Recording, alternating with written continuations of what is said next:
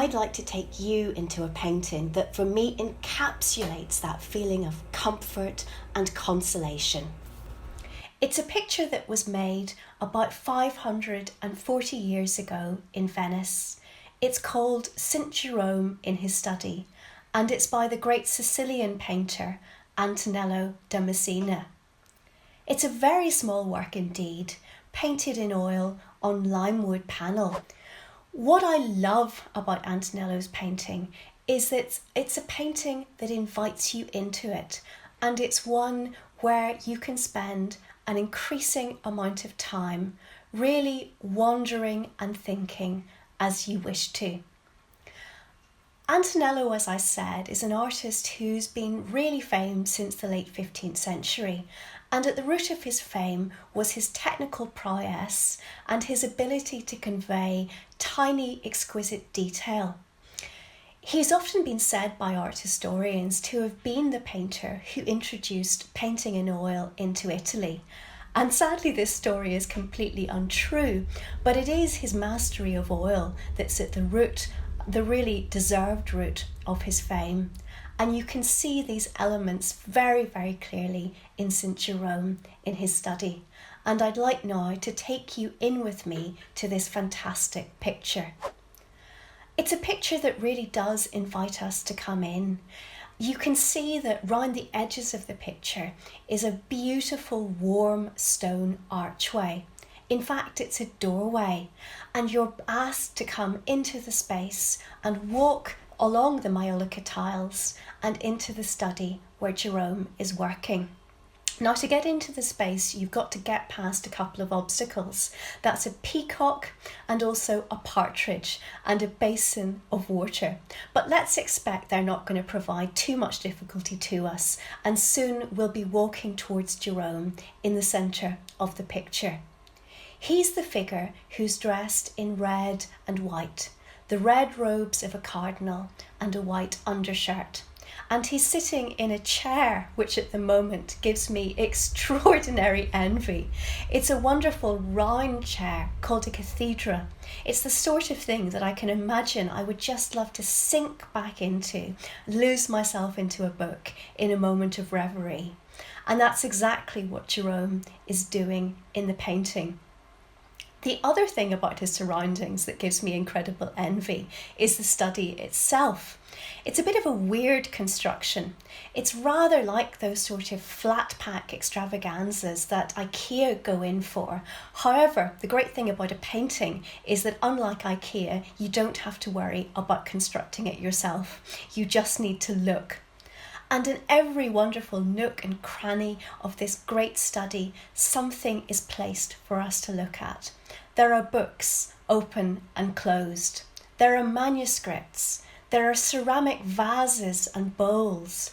There are wonderful burnished metal basins. And there are other fantastic domestic details. I love the fact that Jerome has taken off his shoes to enter this space to work. You can see them just placed at the bottom of the platform that he's climbed to come into the study. You can also see that he's not completely alone.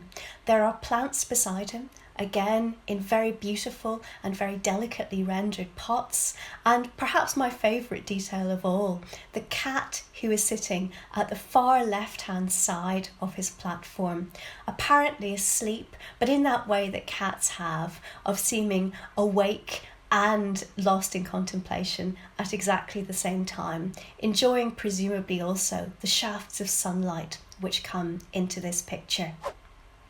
Jerome is not alone. He's accompanied by the cat and also by, rather strangely, a lion. If you look at the right-hand side of the painting to the archway that takes you up to a landscape, you'll see a lion is padding towards the saint. If you know the story of St. Jerome, who was a 4th century figure, you'll know that he was supposed to have taken the thorn out of the paw of a lion who he came across in the wilderness. And from that moment, the lion was his adored servant and would do anything he wanted. Jerome, of course, is a very significant figure for the world of medieval Christianity, the world that Antonello de Messina and indeed his patron inhabited. Knowledge is really at the heart of this painting. Human knowledge, divine knowledge, but also natural knowledge. Because as you move further into this painting, you see that Jerome is sitting in a really quite unusual and I think fairly extraordinary space. It's a vaulted space, a space that really feels like a great Gothic building, like of course a church, and in a sense Jerome through his writings really was, as I said, the bulwark of the medieval church. But it's not a place that is closed off to itself.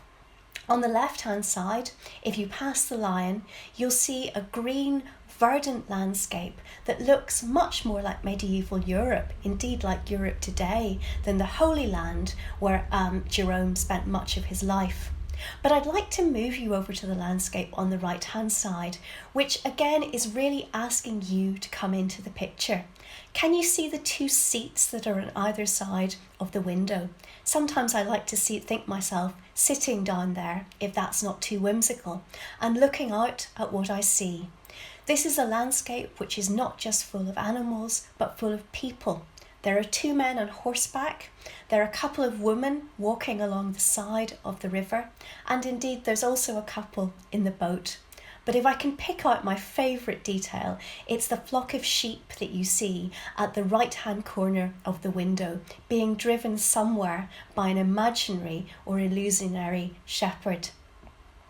Much as I love this part of the landscape, the part I love best in the painting is that you see when you look up, when you raise your eyes above St. Jerome and above the vault to the windows.